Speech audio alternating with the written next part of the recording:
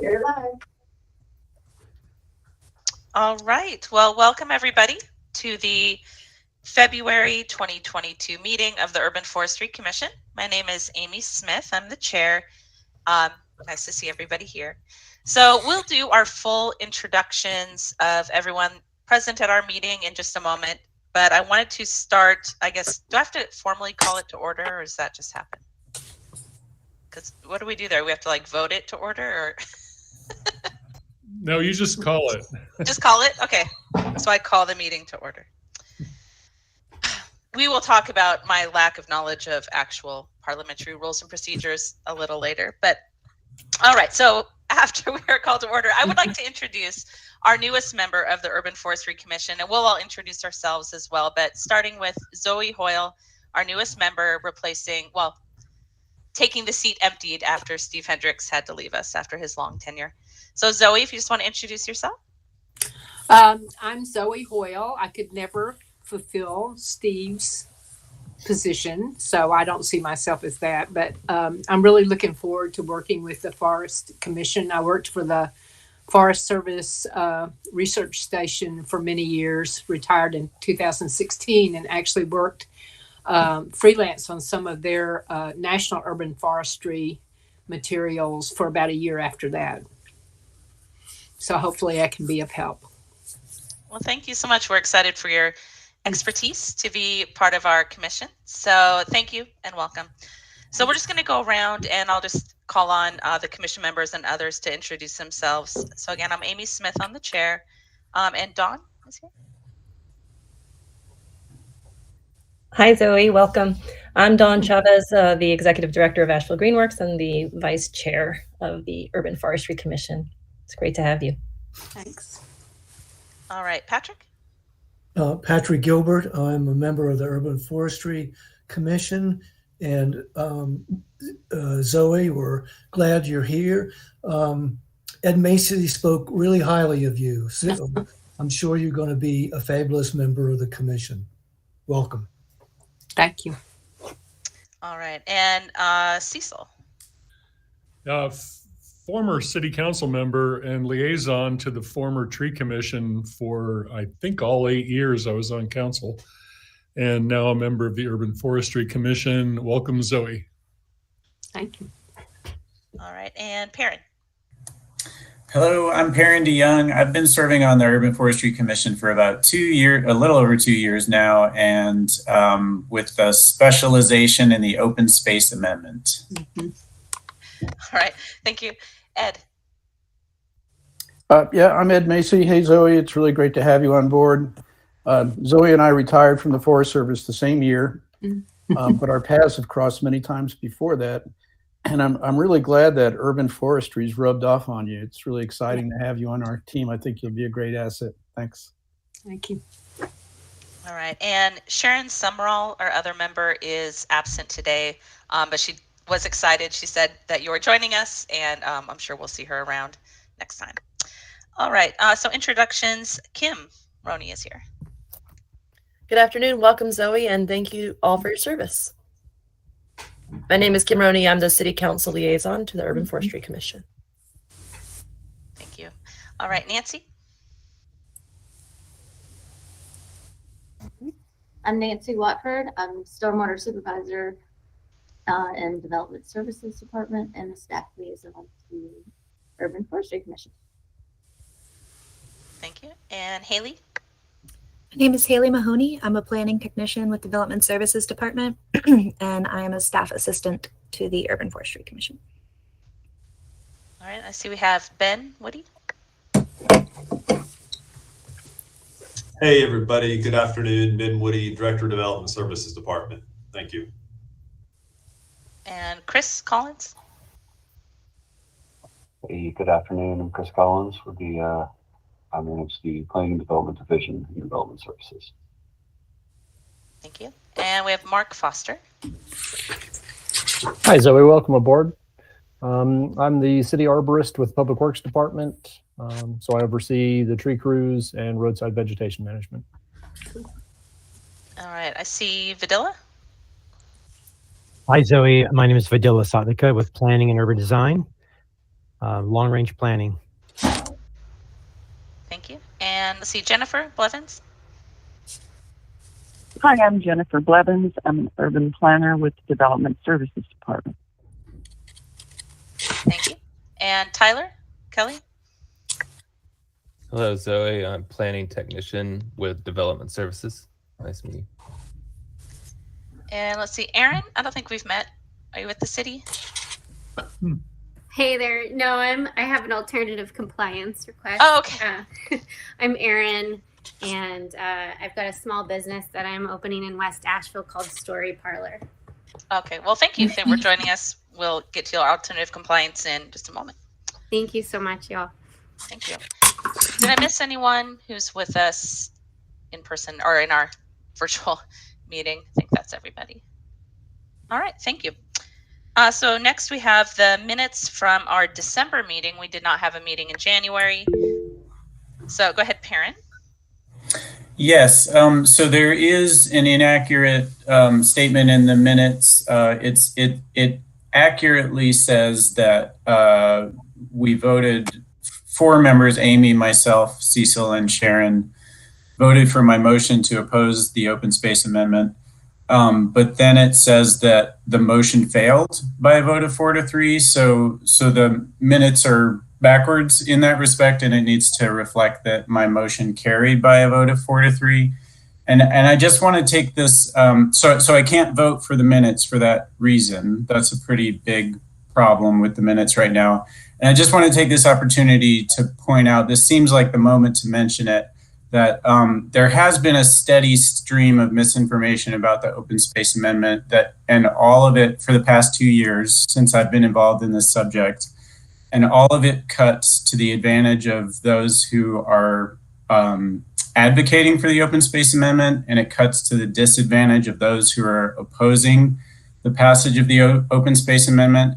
And it's been a steady stream, and it's been very consistent. It's been from the beginning. And so I just want to give all of you a heads up that when you hear information about the open space amendment that makes it sound good or makes the opposition sound bad or wrong or weak, to consider that you might be dealing with misinformation, because there is a lot of misinformation out there and all of it cuts in that direction. So just a heads up.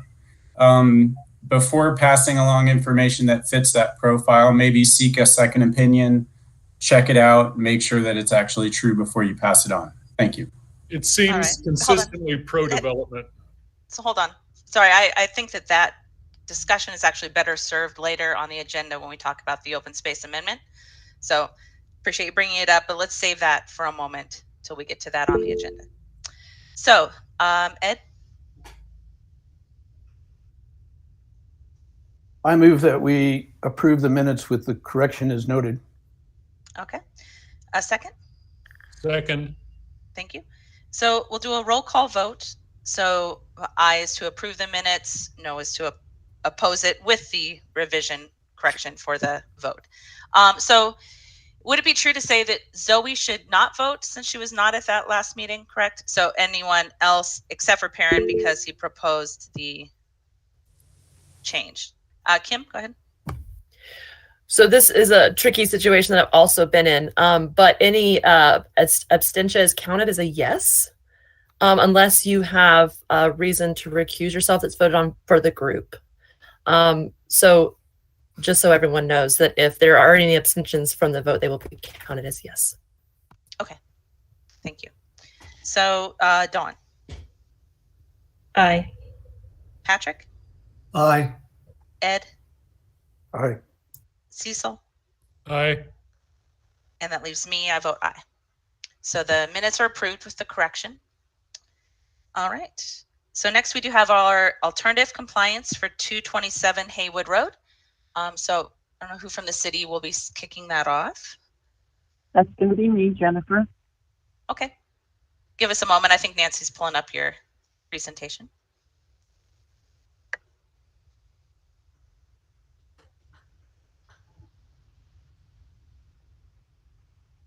All right, so Jennifer, when you're ready.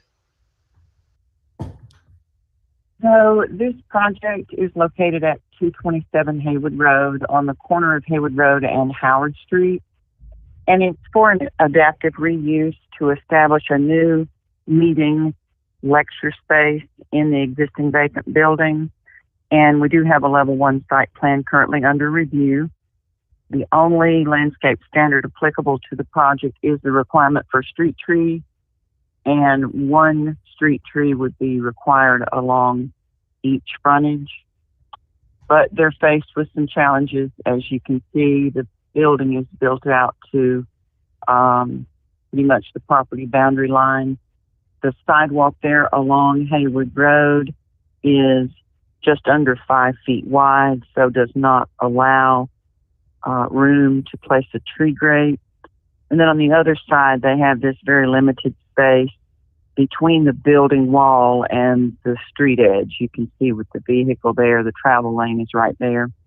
So we've assessed that and determined that there's just does not seem to be a viable way to plant a tree on either street frontage.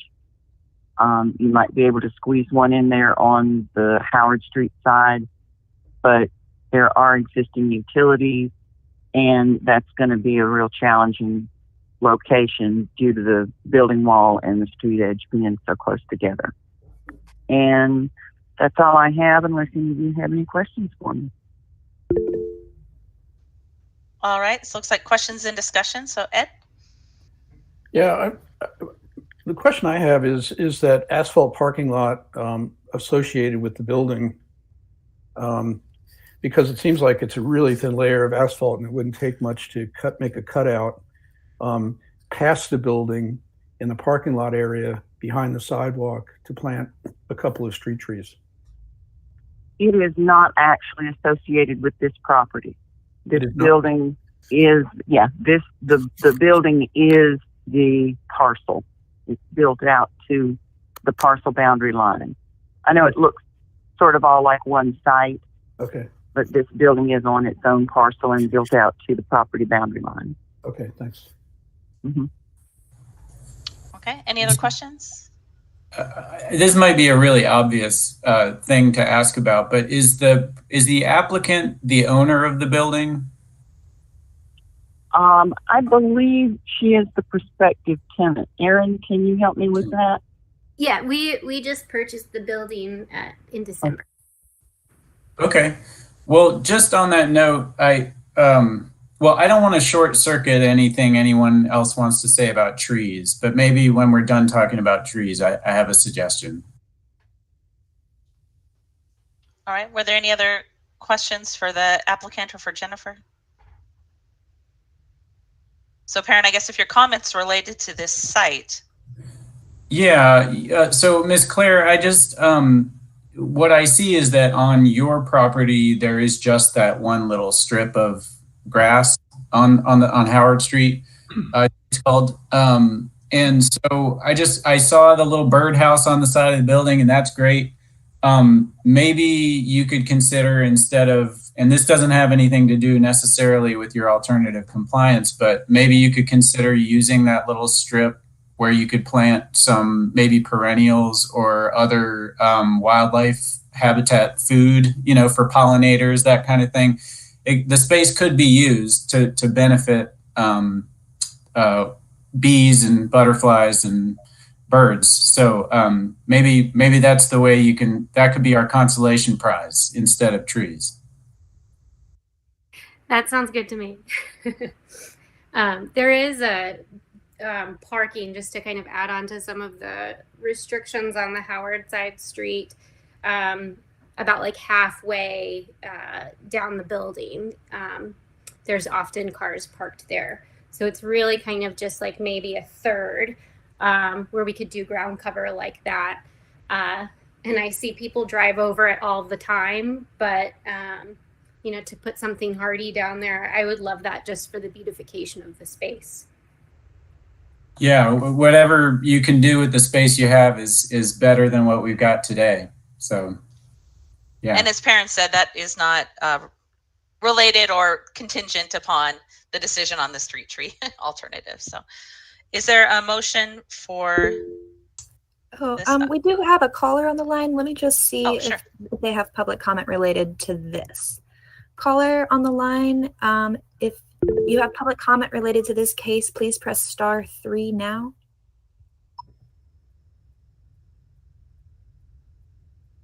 I'm not seeing them enter the speaker queue now, so they might have public comment for our next primary public comment section. Thank you. Amy, you're muted. Sorry, thank you. There were a couple hands that went up, but I couldn't see them. So like Ed, though. No, Dawn had her hand up first. Oh, okay. I can't see the other hand. So Dawn, go ahead. Oh, I was just going to make a motion to approve. I second. All right. So any other discussion?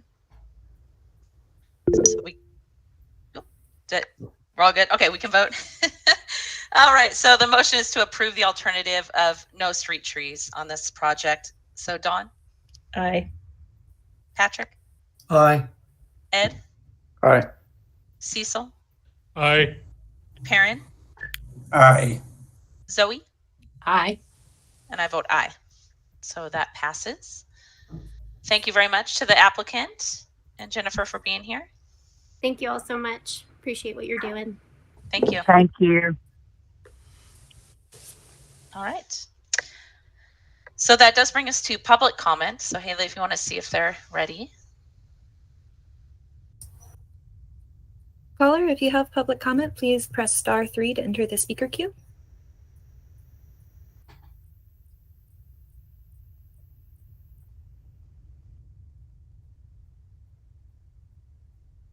Caller, would you like to make public comment?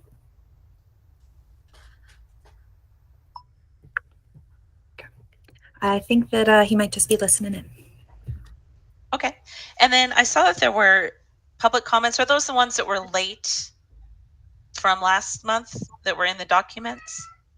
So do we go over those or just acknowledge them, or what's the process for those? So they do not have to be read out loud if they're received after the comment deadline. So they're just for your review. And if anybody has any discussion that they would like to bring up in relation to any of those public comments, that would be your decision as the board. Okay. So hopefully everybody had a chance to review 2 public comments. They were from, trying to get into our December meeting. Both comments are related to the open space amendment. So a little bit on the old business side at this point, but please do review those and check them out in the documents folder. Sorry, I have a cat going crazy. Apologies if you can hear him.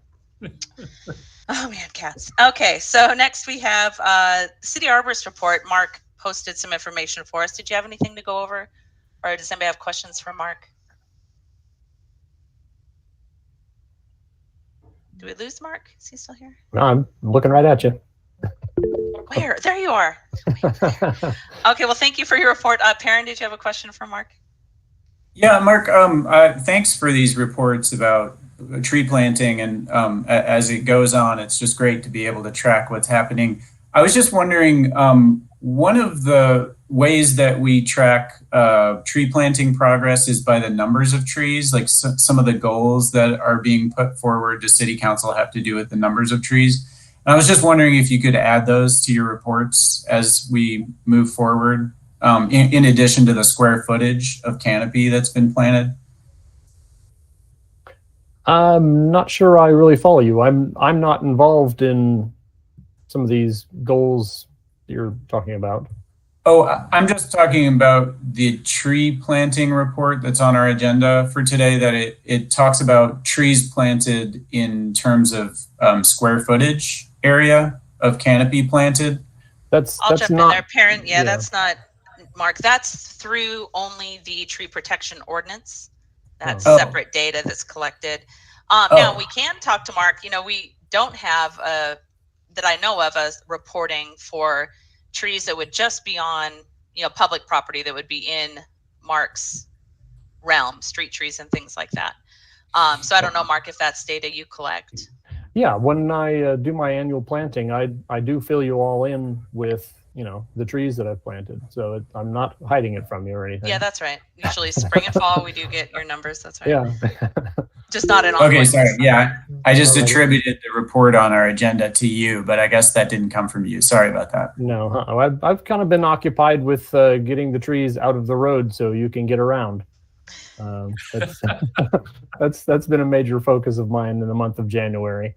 Like the minutes state, I had 27 locations for the January 3rd storm that we responded to, and it actually worked out to 11 at the end of the day locations for the January 16th storm. And so we split our time between plowing snow and then running off to cut trees out of the road when we are called on for that. So no, that's kind of my focus lately this time of year. That's right. Thank you. Mhm. Dawn? Yeah, thanks, Mark, for all your and your crew's work getting all the trees out of the way after the storms. I just wanted to mention that we as a city don't have like a single repository for tracking tree data. Oops, sorry, tree planting data. So when I'm filing the Tree City USA application on behalf of the city, I've had to ask around to different departments. So it'd be good to have like one place where all the departments can report any tree planting activities. So like the trees that were planted on the Greenway as part of a capital project were recorded, but not shared with Mark, for example. Right. Well, and in the Parks Department, they plant trees as well. And so there's a few of us in a few different silos that are planting trees, and we're not always aware of each other's efforts. So sure, if there was a centralized clearinghouse, that sounds nice. Thanks. Go ahead, Ed. I think you talk about that. Yeah, as we move ever closer to funding an urban forest master plan, some of the software platforms that are available for a comprehensive inventory that would lend itself to a plan do have some really good tracking capacity for newly planted trees at a multi-departmental scale and even a community scale. So I think as we move in that direction, we'll end up with something that'll enable us to track not only trees that we're planting, but trees that we're losing. And ideally, all of these things will be geolocated, so we'll know exactly what tree and exactly where. So, well, in the case of the ones that I reported on, these are overwhelmingly trees that just fall out of the woods. Right. We have lots and lots of wooded frontages in Asheville, and so it's not necessarily landscape trees that are falling apart. Or city-owned trees. They're privately owned in some cases. Yeah, exactly. We have people's trees that fall out across our road. We have trees that are within our right-of-way, but we didn't plant them. They just came up volunteer that split apart or whatever. So it's a variety, but it's predominantly not trees that anybody planted. It's just they fall out of the woods. All right. Anything else for Mark? Obviously, I agree that a consensus, a way to gather all the data, the software that Ed's talking about, there's several versions that are really awesome and would collect it nicely for us. It's something that last year for the retreat, I got with Dawn and gathered as much data as we could. Like she said, that she has to do on her own every year for the Tree City report. But obviously an urban forester would help coordinate that as well. And Vidila pointed out the open tree map, which I know has gained traction and use, and that would be an okay option, although I don't know if it has the detail that we would want that would be in some of the other tracking software. So it's nice, but not the whole thing that we're looking for. Anything else for Mark? Thanks, Mark.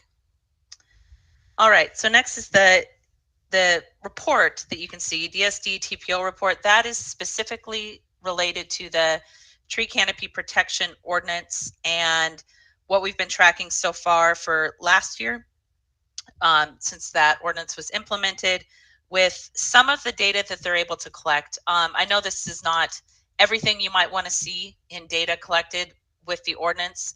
I'm working with Nancy to see what else we can get, but there's some limitations to the trackability of some of the metrics. So right now we just have canopy planted, square foot, canopy preserved, and fee in lieu paid by the different districts. So any questions on that report as it is here?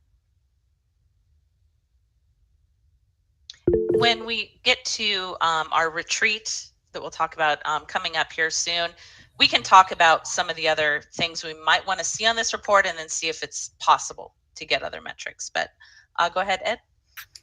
Yeah, I think in this report, I concur with what Perrin was saying, that it might be useful to have the number of trees planted as well as the canopy. You know, it might be just a mathematical equation that can give us the number of trees from the canopy that's provided, but I think that would be useful information. And I've had one nagging thought about the canopy amendment over the last couple of weeks, and I just wanted to throw it on the table so it doesn't get lost. And that's that I'm not certain, and it's something that we have to follow up on through the policy committee, but I'm not certain if the developers have the option of doing payment in lieu if there's adequate space on the property for them to plant trees. So it's just something I want to follow up on. Like the terms of engagement should be if there's space, plant the trees, and then otherwise pay in lieu. And I'm just not sure if that's there. So I wanted to throw that on the table just so we can follow up on it later. That's all. Thanks, Ed. That's a really good point. I'm writing that down so we can talk about it in the policy working group. Perrin? And Nancy, just to follow up on that, is there, do we know what that conversion factor is? Like how many square feet per tree planted? Because if we had that equation, we could do the math ourselves. So it's different, I think, based on the size of the tree that is planted. And then we also asked, I think Amy sent that there was also the ask for when we do the fee in lieu, how much is that compensating for? Like what would have been required, right? Or square footage of canopy, how much does that cover? And that there's not a real, there is an equation for that, but it's all based on the property value. So as you move towards the retreat, think about what data you want to be collected, because all of this takes the input. It takes the designer to put on the plan. So that's updating what we require from people. So we're going to see what we do require. And I think this information is mostly there. But it also requires updates within our permitting system and staff to update that and put that information in. And all of this takes staff time, and that person who does some of these reports and helps us with that detailed information is no longer with us for right now. So we have a little bit of lag time on that. But it's best to also try and do this once and not continually make changes. So that staff aren't continually making changes to what they were requiring people to put on the plans, but what they're requiring to put in, because you can't go back and get information. Once it's recorded, you can't go back in the system and change it. It only changes from the day it changes and forward. That makes sense. Thanks, Nancy. So I'm just trying to, at the retreat, let's talk about it holistically and take some time to think about what information you'll want, and then we can see how we can go about it. Sounds great. Thank you. Thanks, Nancy. I think Ed was next. Yeah, the canopy attributes are something like 900 square feet for a large growing tree and 400 and something feet for medium and 200 and something square feet for a small one. But at the end of the day, it's really not as important to consider how many sticks we're put in the ground, but what the canopy is, because we can tie the canopy more directly to ecosystem services and number of trees. So if it comes down to how we best employ staff time, I would rather just stick with the canopy measurements because that's the most useful piece of information. Yeah, I don't see why we wouldn't be able to have both those pieces with the way it's structured. But like Nancy said, kind of make your wish list and we'll see, what's possible and what makes sense. So Dawn? I wanted to ask about the fee in lieu funds that have been collected. What's represented on the report is what has been paid. And then do you have a figure for what is expected based on future payments? Yes, I can add that. That was one question that I did have, because I did change that, like, between last year and this year, like what has been paid. This is, I think that number is what's been paid total, not just this year. I'm not looking at the report. It has both. It has both. Okay, years. it has both. So that is one thing I did want to ask if y'all wanted to see what was assessed and still in that waiting, because they have to pay it before we issue the permit.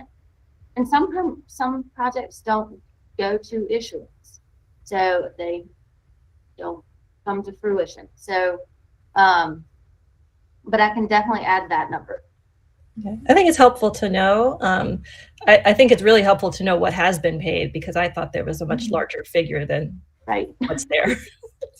Thank you. Right, because it only shows up there once the project's all the way done. The fee is not collected until basically occupancy. No, so it's a project paid, it's before the fee is collected before the permit is issued. at the beginning of the project. Mm-hmm. Ah, so this one, the permit hasn't been issued yet. Okay, but then, like I said, yeah, if that has to go all the way through there. All right, any other questions on this? We'll dig in. So think about it for the retreat. You know, in the process of the ordinance, what else might you want to see for some of this data to make decisions, not only on canopy and trees, but also potentially on the backside when we spend the fee in lieu money, having some of this data would be helpful as well, as far as canopy that did not get planted, for example, things like that. All right, any other thing else with that piece? Then we can move on to old business. So Vidila requested to meet with us again and update us on where we're at with the open space amendment. Vidila, before you get started, I just want to bring up one thing real quick. I think it's a little farther down, but I wanted to take this opportunity to talk really briefly about how we present ourselves as a commission, how we deal with each other, and how we act in this group and with others in the community. There's been a lot of passionate response to the open space amendment, as well as some other projects that we've worked on. And while I completely understand and appreciate passionate engagement, I want to make sure that we always have civil discourse and the opportunity for everyone's voice to be heard.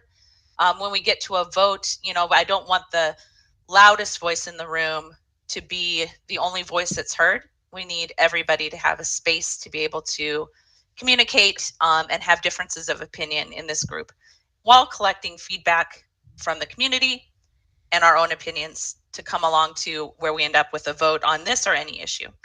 We're going to talk under new business about an update to rules and procedures, and talking there about rules of decorum as well. But before we got to this, I wanted to just make sure that I address that issue and make sure that everybody here has space to be heard. So any questions, Kim?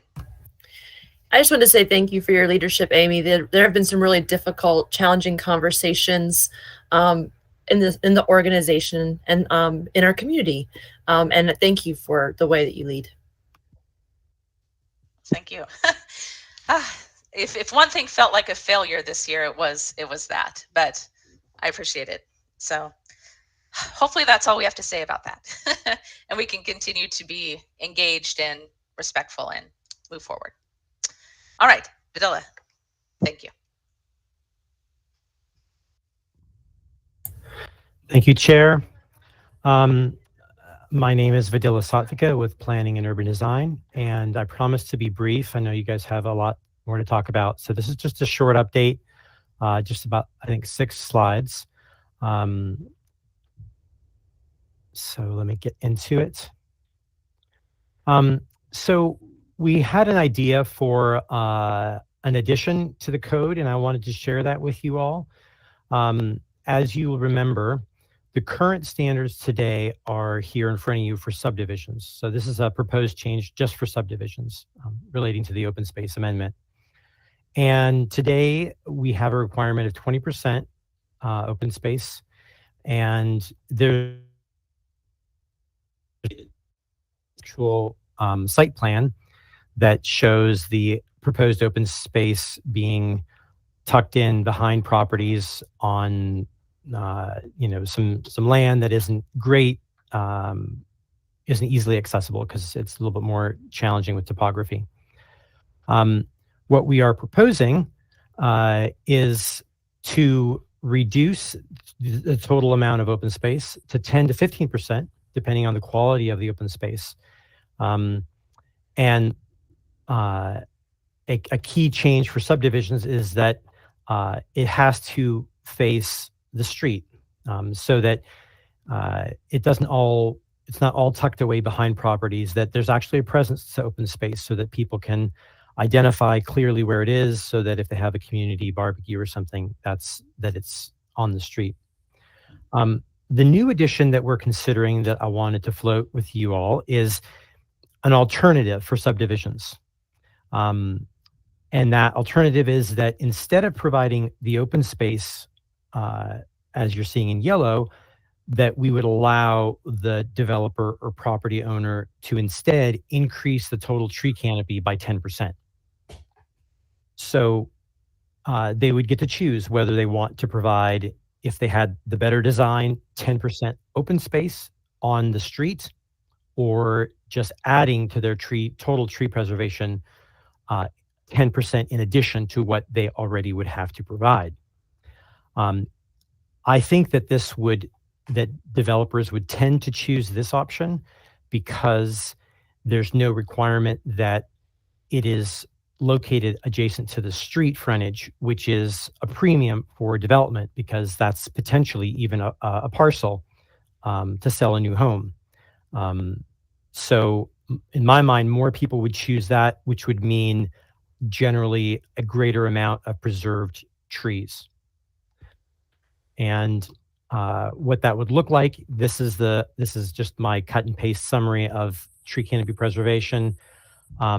Under the current here, you can see this is basically the requirement, right? For tree preservation in the city, we have between 5 and 20%, depending on the class and the location, and whether or not you're preserving trees or planting new trees. So the numbers on the left here, 5, 10, 15%, has to do with the amount of trees that any property must preserve. They don't have to preserve as much if they're maintaining the existing stock. But if they cut down the stock and plant new, they have a higher amount that they have to provide and preserve and preserve in perpetuity. So what this would suggest is that we would go from the column that says current to the column that says subdivision options. So if they choose, instead of providing open space, to providing additional tree canopy, that those numbers would increase by, we're proposing 10%. So that's the summary on that. And then I just pasted this into this open space zoning summary. So it shows here if assuming everybody's in agreement that this moves forward, we could add this to show what the proposed difference is when you compare the two.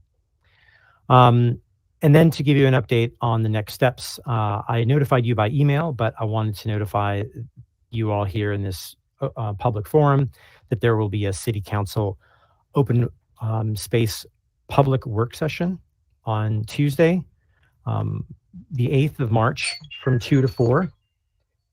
And that gives you all time to give us more thoughts.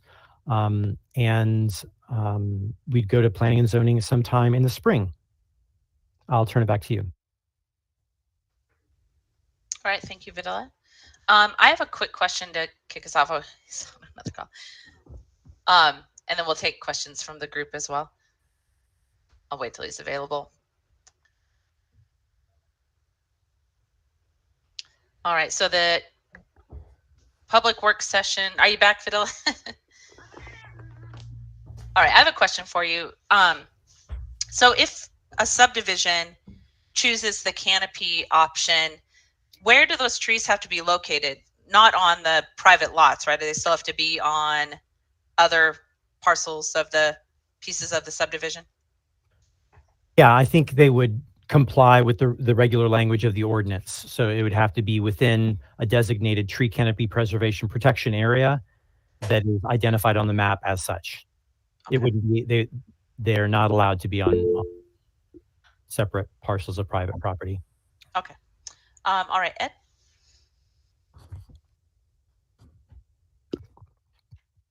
Ed, you're on mute.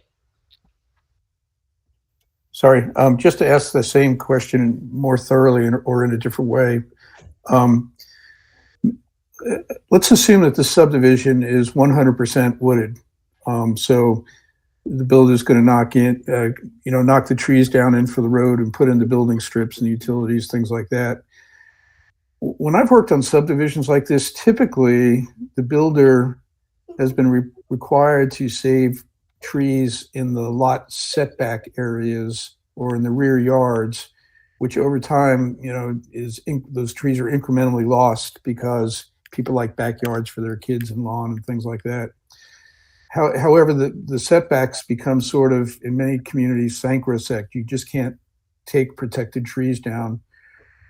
So if you just look at this subdivision and you look at the setbacks, the rear setbacks, would that space be eligible for the open space requirement? Because in looking at that, it probably only represents about 10% of the surface area, maybe 15 of the subdivision. And with 100% canopy, plus the open space forgiveness for 10% more, the developer would have to provide 50%, and I don't see how that can happen on this site without counting the rear yards.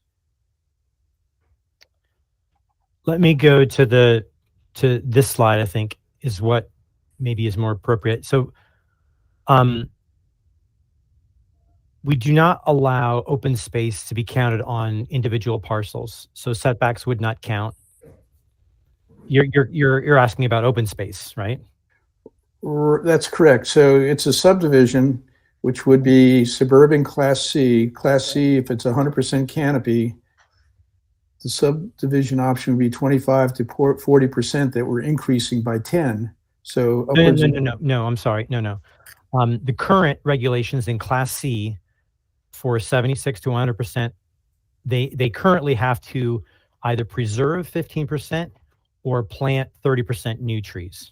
Okay. That's the existing as it's written today. What we're saying is that if they chose the additional 10% option, those 30 would move to 40. So under that scenario, for their property, they would either have to preserve a quarter of the trees, or if they chop everything down, then they have to replant with 40% and designate those as a tree protection area. Okay. Okay, I get it. Dawn, go ahead. Just to clarify, so 76 to 100%, is that referring to the existing canopy? Existing canopy. So if it's a completely forested site or mostly forested. Correct. Okay. That's existing. That's on the books today. Mm-hmm. Right. Right. So the Class C is just for those who haven't been involved in this, whereas Class A and Class B are the same. I think it was understood that Class C has the most canopy in the city, and there's the standards differ. It's more restrictive the more trees you have, where there's a greater incentive to encourage the preservation of those trees. What I like about this proposal is that it increases tree canopy potentially, and the open space ordinance does not require trees at this point. So the shared open space can be completely paved over with no increase in the canopy at all, unless they choose to do that. Or it could be a swimming pool. So I like the idea that this is encouraging more trees. I agree. Oh, sorry, go ahead. And just to add, Oh, this also has nothing to do with any trees they may plant on their own property. Right. Thank you. Perrin, go ahead. One thing in response to Ed's question, there is a provision in the current version of the open space amendment whereby setbacks may be counted for up to 50% of a developer's open space requirements. So there is crossover between the setbacks and the open space there. There is what I call double counting of those. So that might explain some of what you're seeing there, Ed. Vidila, I have two questions. Let me just respond to that. In this case, for subdivisions, that what you're saying is not applicable, because the open space that's created in a subdivision is on its own parcel. So there is no setback within that parcel. Okay, thanks for that clarification. So two questions for you, Vidila. In a previous slide, you had indicated that the required open space for the subdivision was 10 to 15%. And what I have is that my understanding has always been that it's 15% flat. And so where is that 5% variation coming from that you're referring to? One second here. Well, the base standard for subdivisions is 15%. But we have, as you're well aware, reductions that allow for a reduction of up to 5% for projects that meet the higher design standards. Okay, so you're incorporating the flexibility that's there for them to provide benches and open rectangular seating or the other options that they have to reduce by 5% the amount that's required. Right. In one visual, I was just trying to capture accurate the minimum and the maximum. Right. Okay. Well, that's realistic. And then the other question that I have for you is sort of doing an apples to apples comparison of trying to translate what happens when we trade open space for an increased tree canopy preservation requirement. So have you done any analysis of sort of surface area because to say, you know, what we're talking about when we look at open space versus tree canopy is we have two figures that both say 10%, but one refers to 10% of the parcel and the other one refers to a 10% increase in the canopy preservation requirement.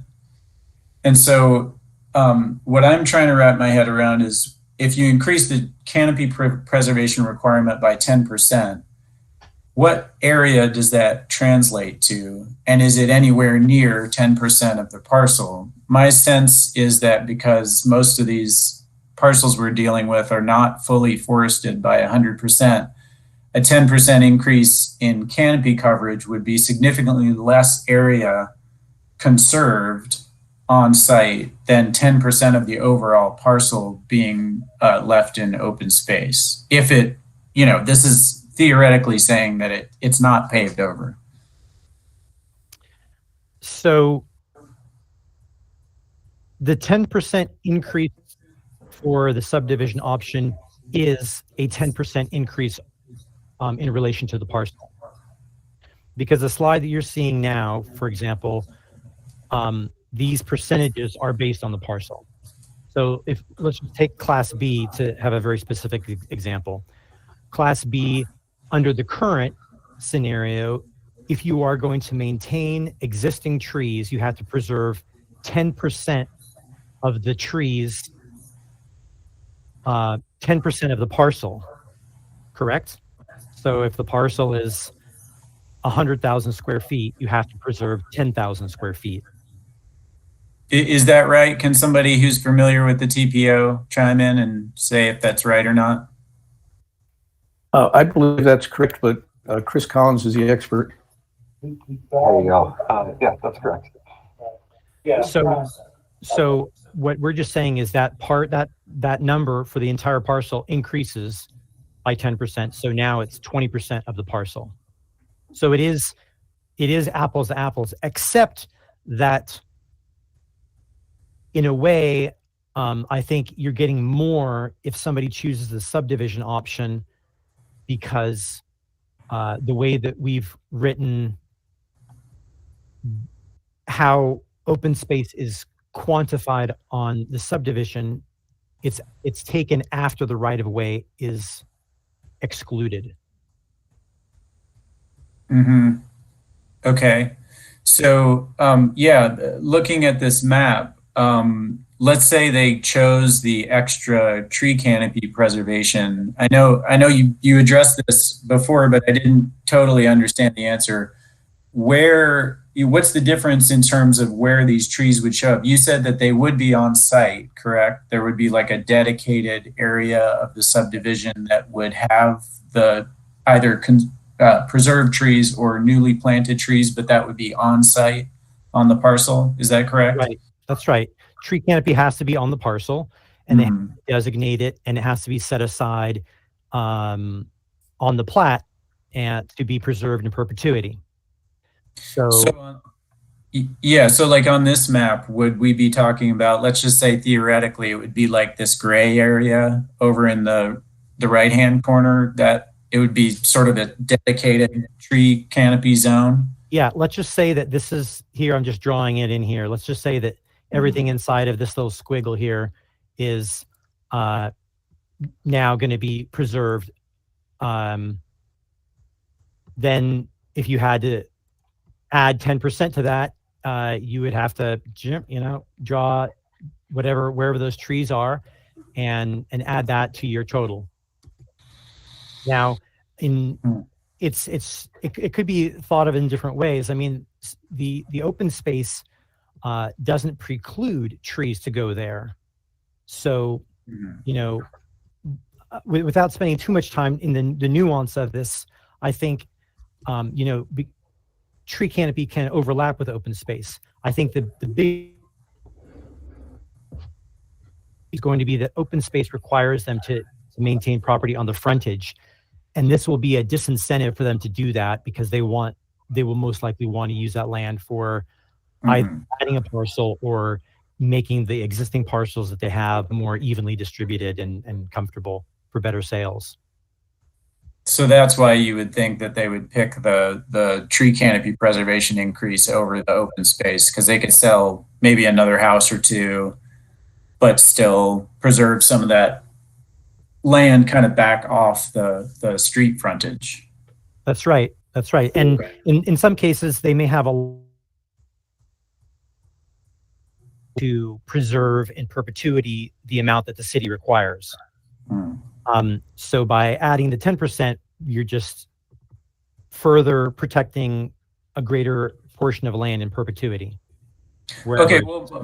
Okay, thank you, Videla, for walking me through all that and being patient with me about it. My feedback is that if it were a 15% tree canopy trade, that would be in our interests to promote that and be on board with that idea, because in that sense, because you could be trading 15% open space, which theoretically could be a treed area, for 10% trees elsewhere on site, and that's a loss.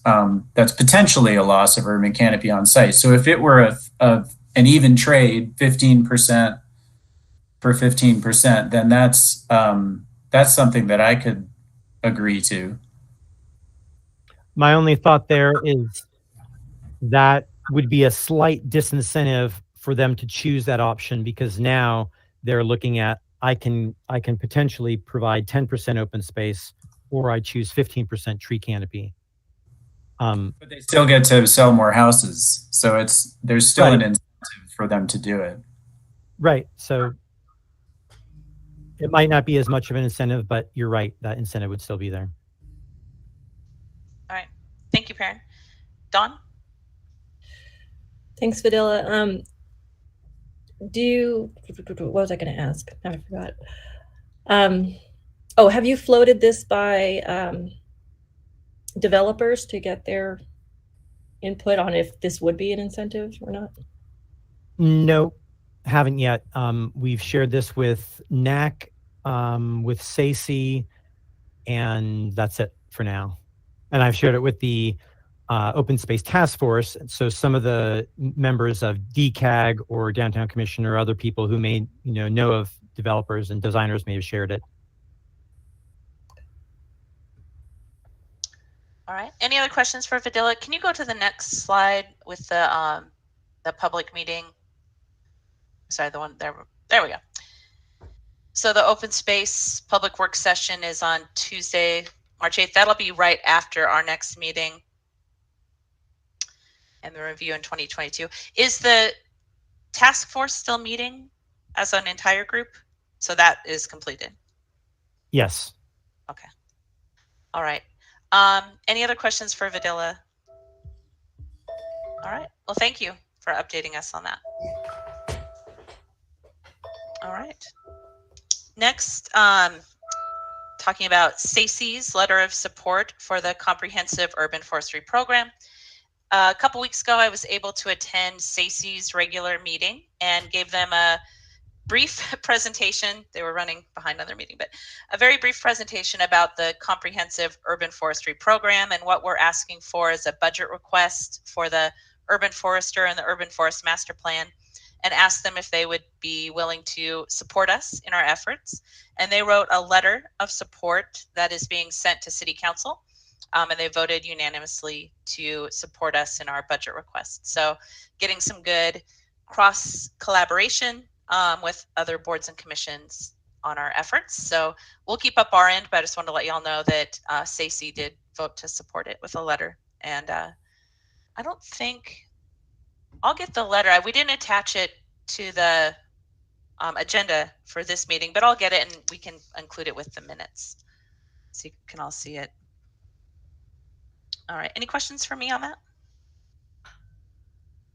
All right. Next, the working group updates. So Ed, you want to update us on the policy working group?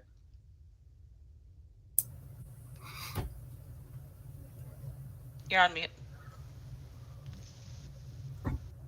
I'm on mute again. Sorry about that.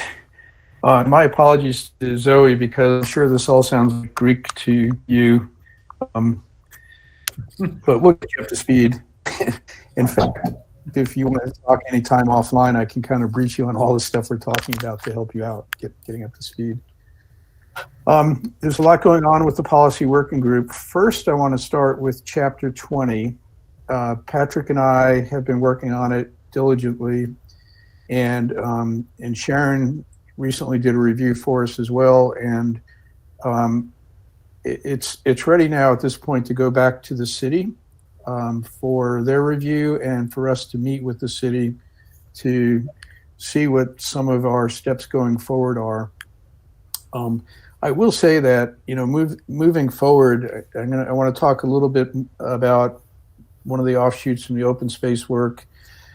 And there's a need for us to now sit down and have a conversation with the city about the canopy amendment, which is Chapter 719.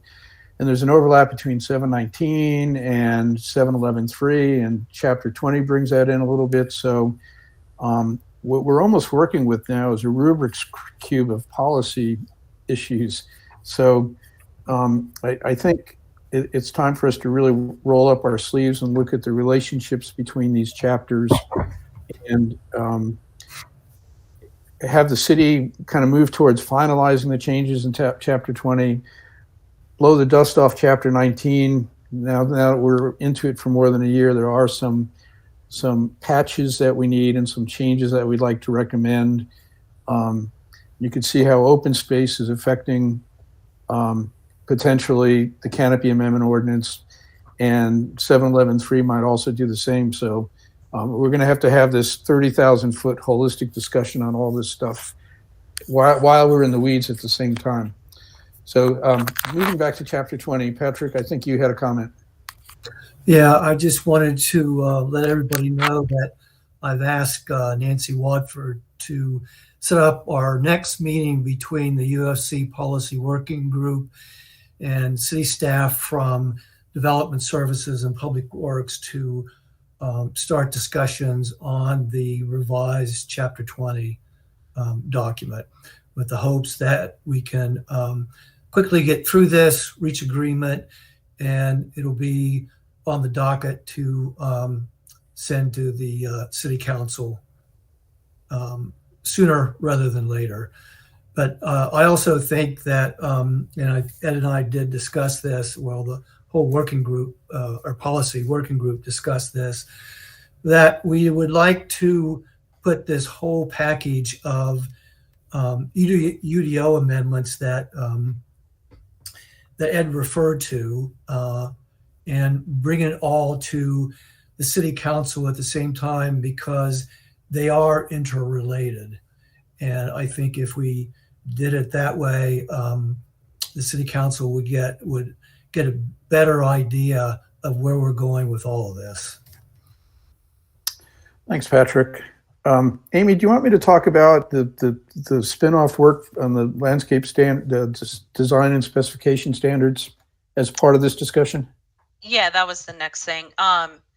Real quick, I also just wanted to touch on what Patrick just said. I think that if we are able to coordinate all the pieces of the revisions we want to do as sort of one package to city council, not only would it kind of make more sense, but it might be a better implementation and rollout for the city instead of constantly changing things as they go along. So I think it's a great idea. So Ed, did you want to talk about then the standards and specs? And then I don't know if this is still in this piece of chapter 20 or 719, but where we're at with possible protections for trees on private property as well. Right. Yeah, it's really part of the whole discussion. I think Patrick's suggestion that we get with the city and get moving forward with chapter 20 is good, while we can currently talk about this other stuff. And I think special protections for heritage trees is something that we would like to talk about in all earnestness with the city. There's a very strong feeling from the community for us that's being articulated to us to push forward on this. And we're seeing other examples around the state where in Charlotte, for example, there was some news from the Charlotte Observer that they're doing the same. I think we have a window of opportunity to do this, and I think it ties into 711.3, Chapter 20, and the Canopy Amendment. So if we can start getting our heads together with the city on Chapter 20, I think Part B of that meeting should be 719 or 711 rather. I'm sorry, I'm getting my numbers confused. The Canopy Amendment, and then also the integration of these changes that I'm going to talk about now that Videla and this other group has been working on with 711.3, if that all makes sense. And again, Zoe, I'm sorry, it's complete alphabet soup for you, but we'll get you there. So moving forward, one of the spin-offs from the open space discussions was the establishment of a committee of Urban Forestry Commission members and members of the design community to talk about ways that we can change landscaping standards and design standards to better enable the survival of trees that are planted in the city that are required through 711.3. Which is, permitting for land development, Zoe, or required for the Canopy Amendment, or trees being planted in city rights of way. And we talked about a series of things, and I asked Videla to make a list of the types of amendments that we've discussed over the last 6 to 8 months, maybe 4 or 5 months for sure. And first and foremost is implementing a minimum soil volume for trees that are planted. It should be 1,000 cubic feet for large trees and 500 cubic feet for small trees, which in and of itself is going to make a really huge change. Because right now there might be soil volume standards, but they're not adequate enough. And there's just tons and tons of work that's been done by urban forestry researchers and arborist researchers across the country that show the best way to improve tree survival in cities is to improve soil volume. We've also talked about implementing new procedures for inspecting trees that are planted, and this will involve the recommendation is for third-party inspections that would require the owners and developers to agree with inspections for pre-construction, site preparation, planting, and then final inspection. And there's a checklist that's been developed as a recommended checklist. So I think that's going to be huge as well. We currently don't have any expertise on staff at the city, nor the staff capacity, physical capacity to do inspections on all these projects in a way that would ensure long-term survival of these trees at multiple phases of the tree's establishment period. A recommendation for procedural changes to level 1 projects requiring professional landscape plans, new details for parking islands. We've talked about reducing the number of trees on some sites because on a lot of projects we've been seeing overcrowding, which also inhibits canopy development. So reduction in parking lot trees and a complete removal of building impact trees in exchange for an increase in the canopy requirements on the same sites. So I know it sounds like it's sort of against the grain of what we've been proposing: more trees, more trees, more trees. But sometimes more isn't better. Quality is better. And if we focus more on quality and make sure that we have enough space and soil volume for these trees, I think we're going to increase our canopy more quickly. And then we've also talked about language for diversity, and there's a proposal that can allow us optimum diversity on sites, but still allow design professional decisions. So that's kind of the stuff that we've been talking about. I feel like we're missing something, but that's the lion's share of what we've been doing. Patrick. Yeah, I just wanted to, for perspective, added perspective for those who haven't been involved in these discussions, that it initially started out looking at ways we can improve tree planting standards in the central business district. And as the discussions unfolded and some of these concepts came up,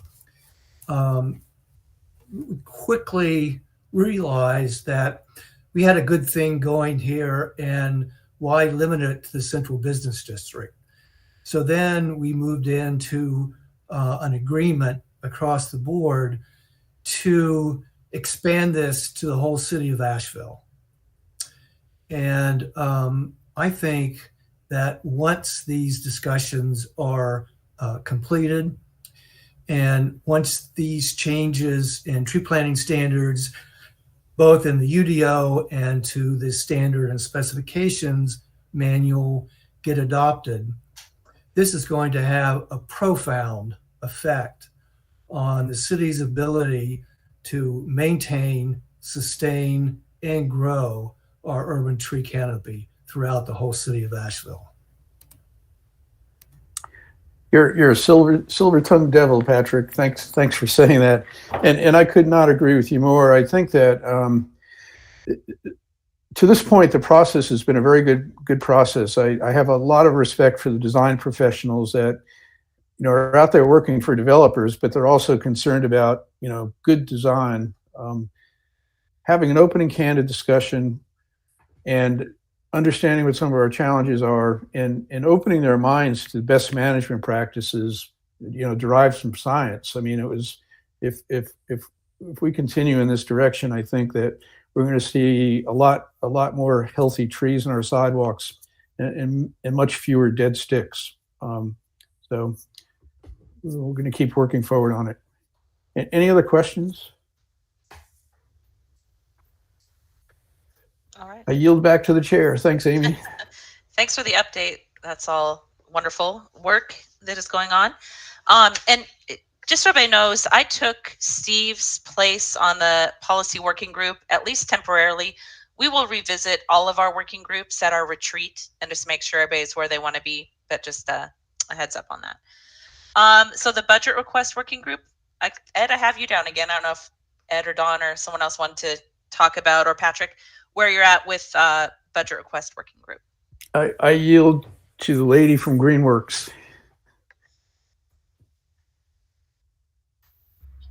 Thanks.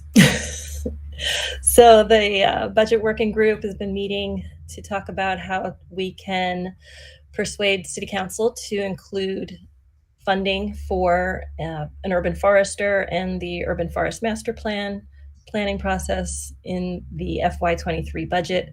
We've met with City Manager Deborah Campbell, along with Ben Woody and Amber Weaver, to discuss our requests, and they were favorable, for whatever that means. They weren't against it, I guess. I mean, Deborah Campbell was not against it, so that was good. And we are currently strategizing on how to reach out to each of the City Council members to have a discussion with them about this request and the urgent need for an urban forest program in our city. I'll jump in and add to that. One of the original ideas was to have a presentation to all of City Council. And I just want to let everybody know that there's some challenges to that right this minute because of virtual meetings, and all they're allowing are the 3-minute public comments. And even if we tried to get back-to-back 3-minute public comments, they cannot run the presentation concurrently. So that particular strategy is looking like it's not going to work for us as a group. Now, of course, any of us as citizens are able to attend and put in public comment to City Council, and I encourage anyone to do that. But I just want to let you know where we're at with that an overall presentation, but they are still the budget working group moving forward with one-on-one meetings with council members. So, Patrick? Yeah, I just wanted to add that, we have been working closely with Ben Woody on this budget request. Ben just sent us his form that he'll put in for his budget request for an urban forester, an urban forest master plan. He did this the last budget go around, but he sent us the form for this year and asked for our input so that we can make the best informed request possible for this position. And so far we've gotten good encouragement from Ben and his staff, including his budget staff. So we're really hopeful and looking forward to getting right into the meat of this process and finally bringing this home once and for all. All right, thanks, Patrick. Ed? Yeah, I'll add if unless somebody's already said this, but Ben also sent us a timeline for the budget process. So we'll be setting up more visits with City Council around that timeline. All right, and what is that timeline approximately? Do you know or remember?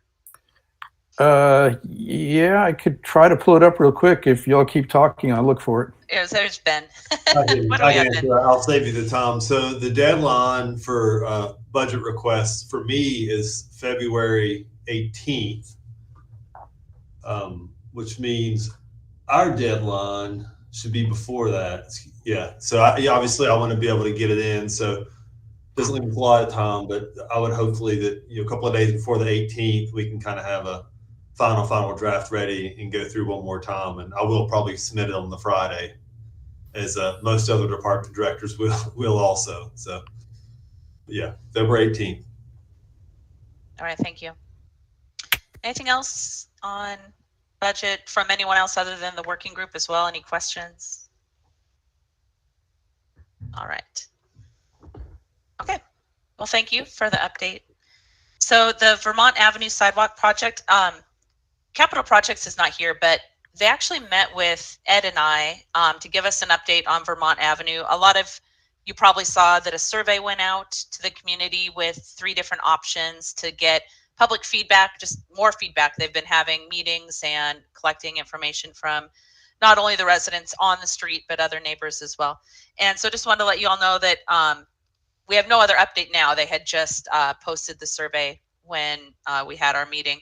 But I did want to, I don't know, I guess say that it is, I think, a good sign that Capital Projects is now coming to us with these kinds of projects where trees will be impacted and looking for our feedback. Along with that Vermont Avenue project, you guys are having a, anyway, they talked to us about an upcoming project in the Hog Creek area, and we'll be getting that information to all of you soon. But it was just encouraging that they were coming to us for our feedback, even in the early planning stages of some of these projects where trees will be impacted. So we're going to keep going with that collaboration, and anywhere where we can help the city, especially in the absence of an urban forester, we're going to keep pushing for that. So no new news this minute on Vermont Avenue. They do plan on updating us as soon as they have more details. So yeah, Perrin. Yeah, I'm just curious if anybody has any thoughts on those 3 alternatives for Vermont Avenue. I'm wondering if there's more than meets the eye in terms of the way that those 3 alternatives were presented, but does anybody have any thoughts about them? Obviously, one of them says that you get the most trees in the end, and that's been the most popular option, according to my read of the survey results. But does anybody else have any thoughts about it? Patrick? Yeah, I believe that the survey is to identify one favorable option for sidewalk construction that would be implemented in all city sidewalk projects. However, saying that, because the Coalition of Asheville Neighborhoods has been involved with the folks at Vermont Avenue about their specific project, and we did get assurances from the city that once the survey results are in, and there is something, one of those 3 options that are identified as the preferred option for sidewalk construction, they will go to the neighborhood associations where there are specific projects and get their specific input into that project for their neighborhood. So that was our understanding as how the survey would work. I don't know if that helps your question, Perrin, or not. Yeah, no, I was just curious what people's thoughts were about the best solution to the Vermont Avenue specific issue out of those 3. Well, obviously, we would like an option that if there's trees involved, that there would be an option to preserve as many trees as possible. Mm-hmm. And to the extent possible, given the fact that the city isn't awash in cash, that they consider some options that sort of outside the box to preserve as many trees as possible. Sometimes there's just not going to be that opportunity. Yeah, and I'll say that when we talk to Capital Projects, that the tree preservation is top of mind, at least now. So maybe we've made some headway there. Now, we all know that those trees on Vermont Avenue, many of them are not in good shape. And so there will be some tree loss of those mature trees.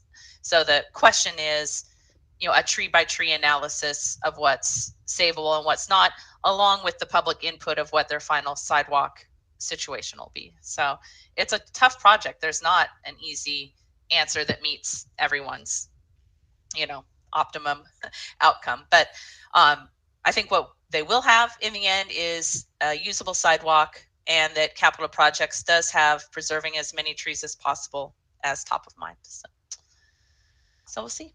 Any other comments or questions?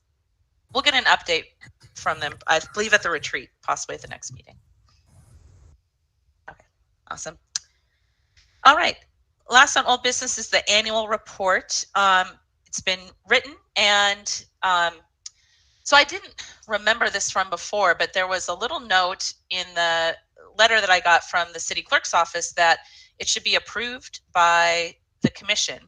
So of course I wrote it at the last minute that it had to be submitted. So did everyone get a chance to look at it, though, attached to today's agenda? And if there were any questions, I believe I guess can go ahead and have a vote on it, or if there's anything you want me to change, I could go ahead and try to submit a late amendment if we have something urgent to change on it. But any questions or comments? Madam Chair, I move that we accept the annual report. All right, is there a second? Second. Any other questions or comments before we vote? All right, Cecil, are you with us? You're there? Okay, cool. Let's go ahead and vote to accept the annual report. So Dawn. Aye. Patrick? Aye. Ed? Aye. Cecil? Aye. Perrin?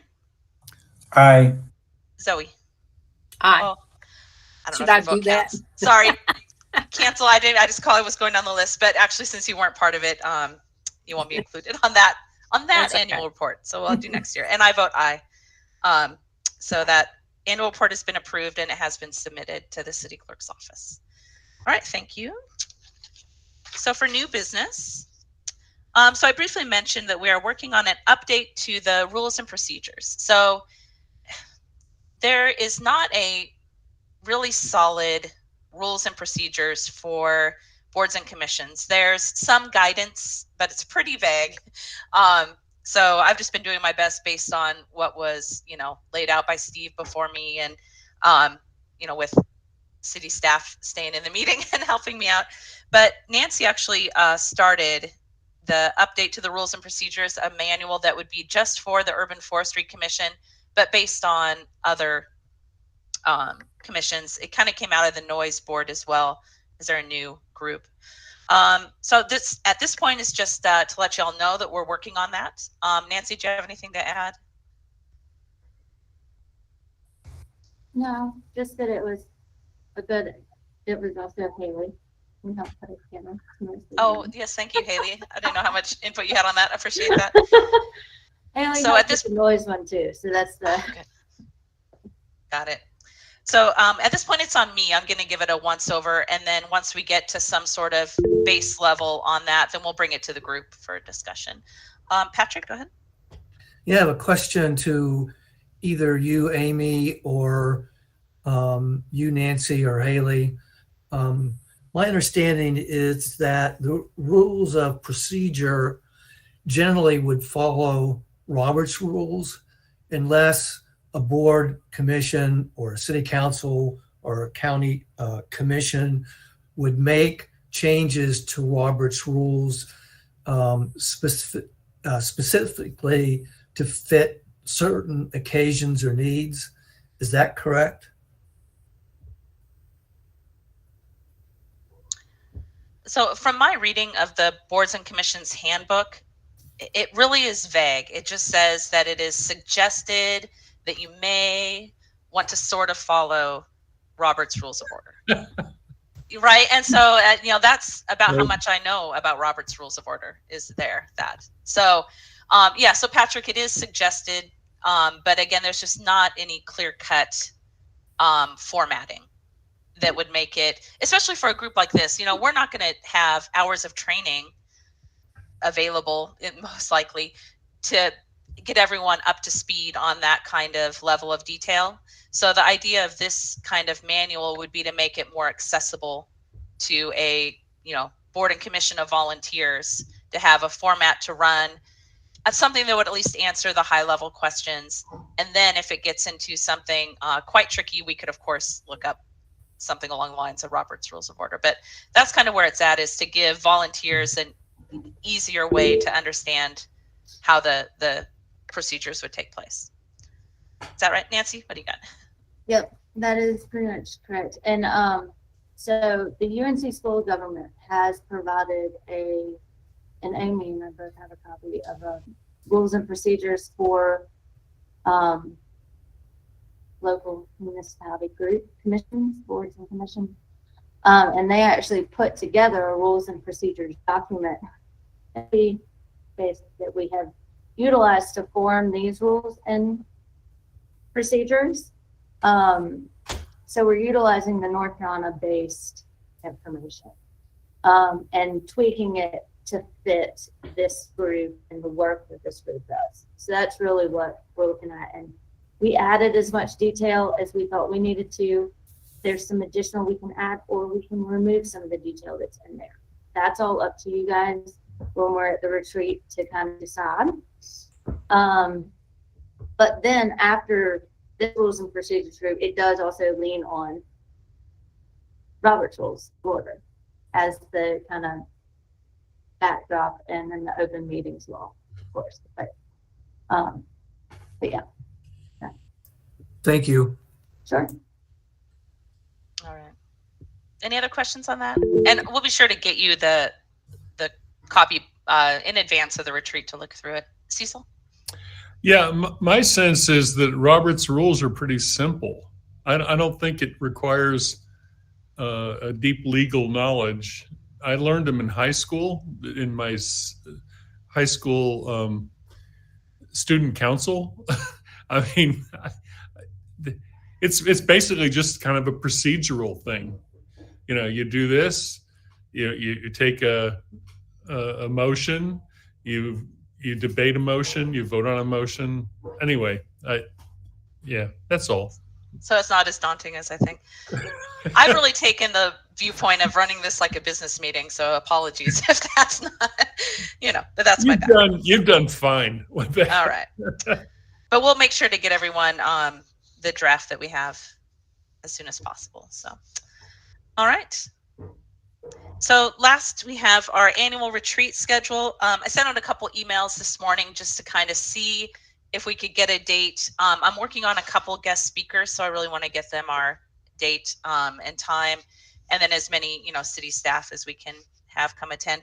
Now, there were a couple people that did have other commitments on February 22nd. That's a Tuesday.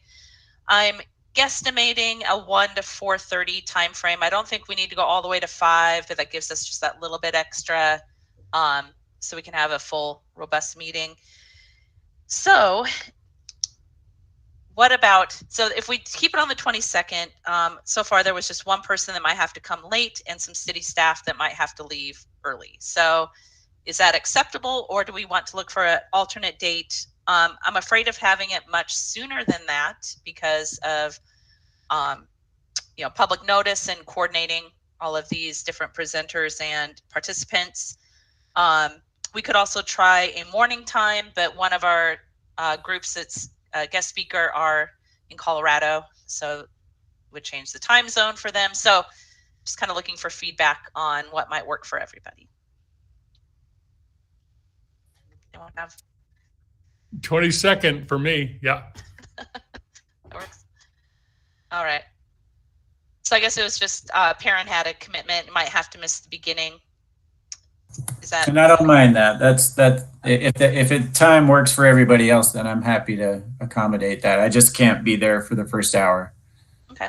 And that'll most likely be those guest presentations, or at least part of it. So we'll record it for you. But they are going to be good, I think. So.